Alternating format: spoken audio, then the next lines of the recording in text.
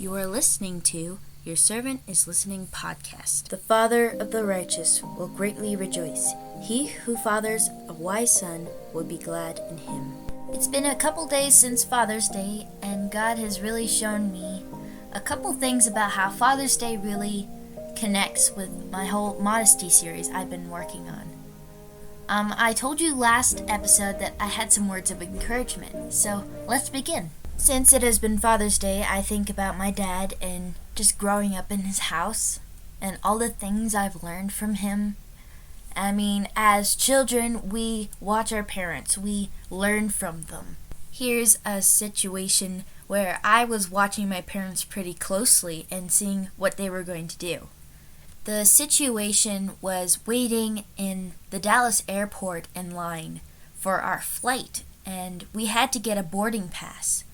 And in order to get that boarding pass, my dad had to fill out this form that was on his phone, and it depended on the Wi-Fi.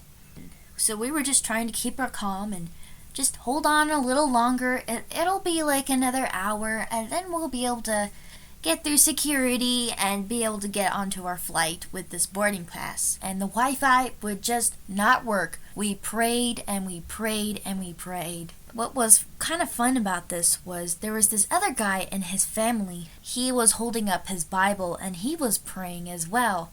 And, well, God was listening to both of us, and he had a solution for both of us. The family from India, they were able to get through okay. They were able to get onto the flight. But God answered our prayer by not allowing the Wi-Fi to work and us being delayed in Texas for 2 days. And still in the airport and not being able to get on our flight, we felt rather frustrated. And this crazy thing happened.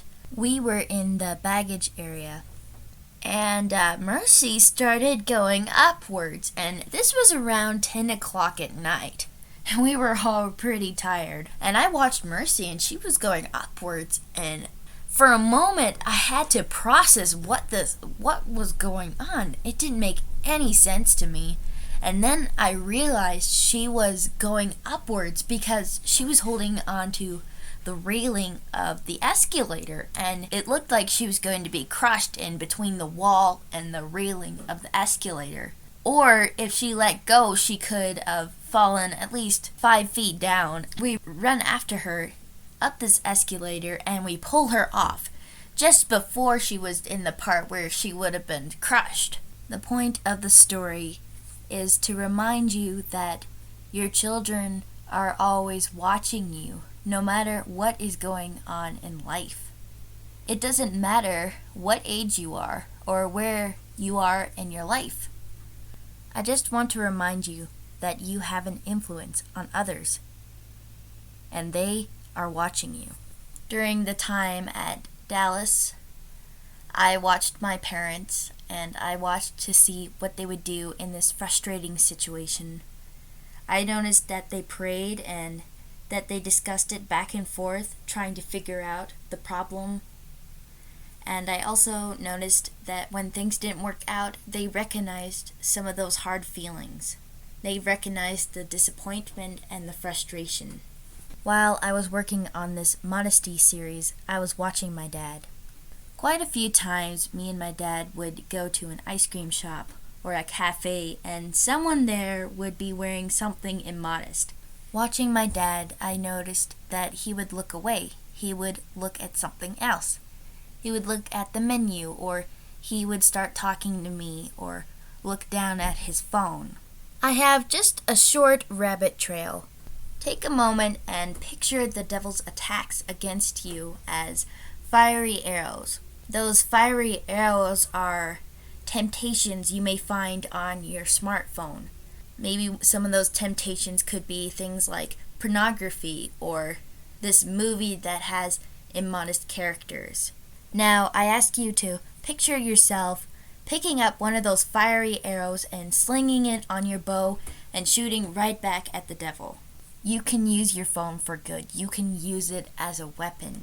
You can look at Bible verses. You can listen to your favorite Christian teacher. You can look at even beautiful pictures of nature to remind you of beautiful things when something ugly is going on around you. You can even use it to call someone to ask them to pray with you when you are struggling with a temptation. In Ephesians 6, Paul talks about the spiritual armor of God, starting in verse 10. A final word, be strong in the Lord and in his mighty power. Put on all of God's armor so that you will be able to stand firm against all strategies of the devil. For we are not fighting against flesh and blood enemies, but against evil rulers and authorities of the unseen world, against mighty powers in the dark world, and against evil spirits in the heavenly places. Just to stop there for a moment, I just want to remind you that those who are immodest are not our enemies. The real battle is with the devil.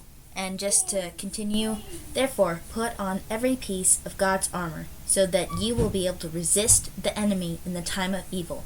Then, after battle, you will be standing firm. Stand your ground. And the second thing I noticed was, we were at another airport.